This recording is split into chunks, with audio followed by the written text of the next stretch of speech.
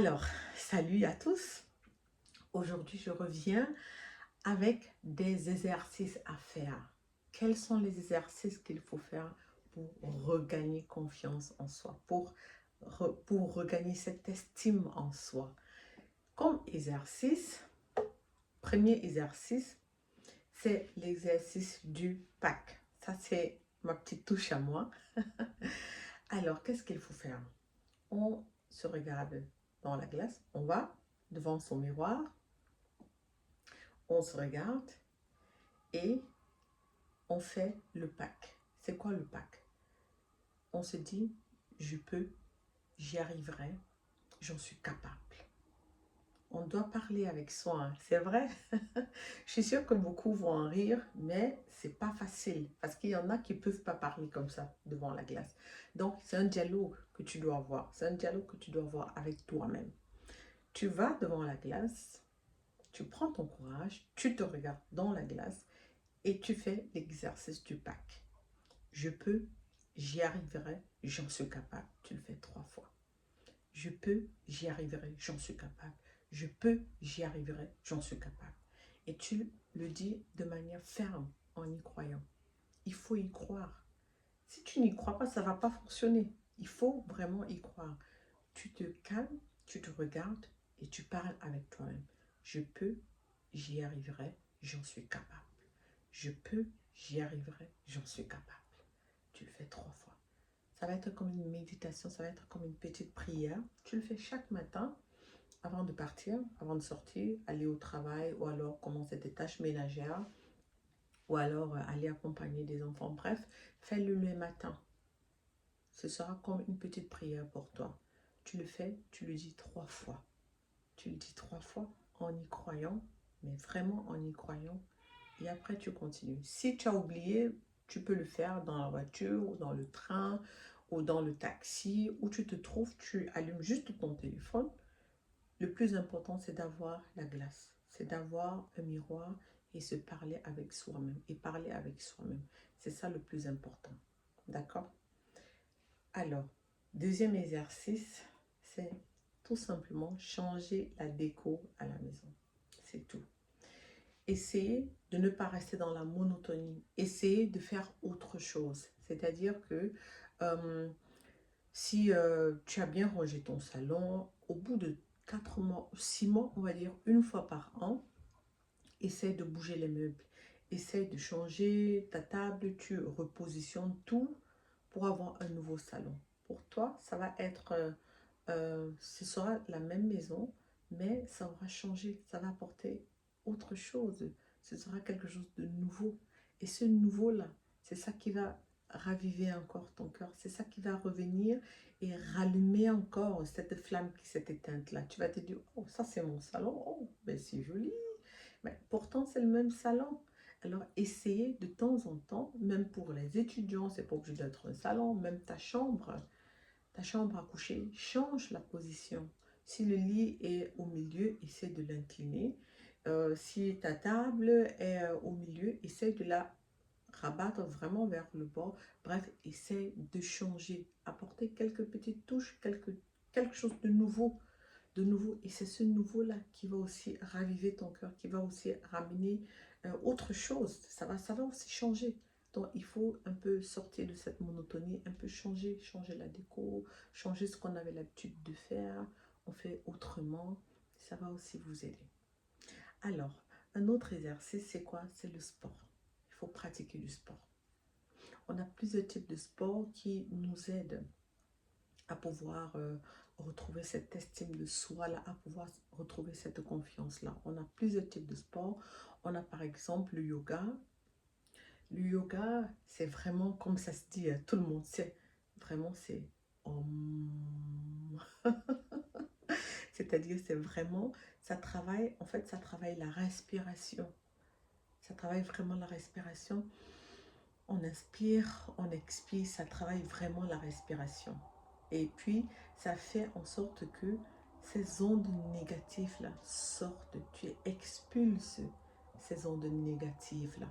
Et quand ces ondes négatives-là sortent de toi, alors du nouveau revient. Là, en fait, les décisions que tu prends, elles sont différentes. Tu es plus calme, tu es plus serein. Ça cultive cette sérénité en soi. Ça cultive ça. Donc, le yoga, pourquoi pas? Il faut le faire. Pour ceux qui peuvent le faire, faites du yoga. Il y a le yoga, on a aussi le jogging. Il faut vraiment aller courir. C'est pas obligé d'être tous les jours, mais vraiment, si vous pouvez le faire tous les jours, faites-le. D'accord? Si vous pouvez vraiment le faire tous les jours, faites-le. Donc, vous allez faire vraiment votre jogging, vous faites une course. En fait, ça aide à se surpasser. Ça aide à aller au-delà de son attente. Parce que quand on court, il faut observer, surtout quand on vient de commencer avec la course ou alors le jogging, quand on vient de commencer avec ça, généralement les débuts après 1 minute de course ou 2 minutes de course, on a tendance à être essoufflé. On a vraiment tendance à être essoufflé. Mais étant donné que tu sais que tu n'as vraiment pas, tu as couru juste 2 minutes, tu veux continuer. Tu veux vraiment arriver jusqu'à où tu t'étais dit que tu vas arriver. Et donc, ça t'aide à te surpasser. Ça te donne le courage. Ça t'aide à dire non, je ne suis pas encore arrivé, il faut que j'y arrive. Et tu continues, et tu continues, et tu continues. Donc, ce courage-là, ça te redonne ça, la course. C'est très important. Ça aide vraiment à pouvoir travailler cet esprit de surpassement, de dépassement là, qui t'aide aussi naturellement dans la prise de décision à pouvoir atteindre aussi tes objectifs. On a le jogging, le yoga, on a aussi des sports, les sports, comment on va dire ça, des sports bruts là, c'est-à-dire la boxe ou le karaté, c'est aussi des trucs qui sont bien. C'est bien parce que ça t'aide en fait à te défouler. Vraiment, toute ton énergie là, tac, tac, tac, tu te défoules vraiment, que ce soit le karaté. Parce que dans le karaté, par exemple, c'est un sport vraiment de physique, c'est un sport brutal, mais aussi on a des règles. Attention, on a aussi des règles. On n'a pas le droit de cogner n'importe comment. Quand on entre, par exemple, on doit saluer. Quand on termine un combat, on doit aussi saluer son adversaire. Ce genre de choses. Ça veut dire que ça t'aide à te défouler et ça t'aide aussi à travailler cette concentration-là. Ça t'aide à être discipliné. Ça t'aide vraiment à... Genre, tu te défoules, mais vraiment, tu te défoules, tu as confiance en toi, tu te défoules, tu dis non, je dois battre mon adversaire, tu continues de boxer, tu continues de boxer, tu continues, mais aussi, ça t'aide à être concentré sur ton objectif. Ça t'aide à avoir une vision, à avoir un objectif, à se dire, je dois battre mon adversaire, qu'est-ce que je dois faire? Tu fonces, tu fonces, tu fonces, tu fonces. Ça veut dire cette hargne-là, ce courage, cette audace. Tu te dis, je dois cogner ici, je dois cogner là. Tout ça, ça aide. Il y a la boxe aussi qui est aussi bien. C'est vrai que bon, c'est pas toutes les femmes qui vont dire je veux faire la boxe ou le karaté, mais pour les hommes, c'est quelque chose de très bien. Même pour les enfants, si vous constatez que votre enfant est du genre, c'est celui-là qu'on va toujours menacer, les copains vont toujours menacer, l'insulter, et vous voyez il a toujours peur des autres, il ne sait pas s'affirmer, mettez-le dans un cours de boxe ou de karaté. Vous mettez 2 mois, ça va changer. Tout de suite, ça change. Peu importe que ce soit une fille ou un garçon, il n'y a pas, c'est pas un truc d'homme. Hein. C'est vraiment pas un truc d'homme, mais c'est un truc pour aider l'enfant ou alors même un adulte, pour aider à être confiant, à avoir cette confiance en soi et à être déterminé, à se dire je vais cogner jusqu'à ce qu'il tombe et je vais le faire jusqu'à ce qu'il tombe. À être vraiment, avoir un but précis, à se dire je vais le faire et j'y arriverai. Donc c'est très bien aussi. Et on a aussi la Zumba. Vraiment, vous savez, la Zumba, hein, c'est la danse, on se mouvant un peu là, on danse. Pour ceux qui aiment la danse, la Zumba aussi, c'est quelque chose de bien.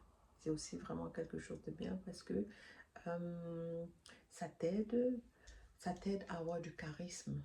Vraiment, ça t'aide à avoir du charisme. C'est un sport de lâcher prise. Ça veut dire que tu relâches vraiment tout. Tu danses en faisant ton sport. Vraiment, tu es en train de danser. Tu te relâches. Tout le stress de la journée, ça sort. Tout le stress que tu as amassé là pendant des mois, ça sort. Ça sort. La Zumba aussi, c'est bien. Parce que vraiment, on se mouvoie, on ne pense qu'à la musique qui est en train de couler là, on est en train de danser, on est jovial, mais en même temps, on fait aussi son sport. Ça aide aussi la Zumba. C'est vraiment un exercice de lâcher prise et ça donne aussi beaucoup de charisme. Parce que tu te lâches vraiment, tu oublies tous tes problèmes, tu oublies vraiment toutes tes faiblesses, que ta journée n'a pas été bonne, tu oublies tout ça et tu te relâches et naturellement en faisant ton sport et en même temps aussi les kilos là ça descend.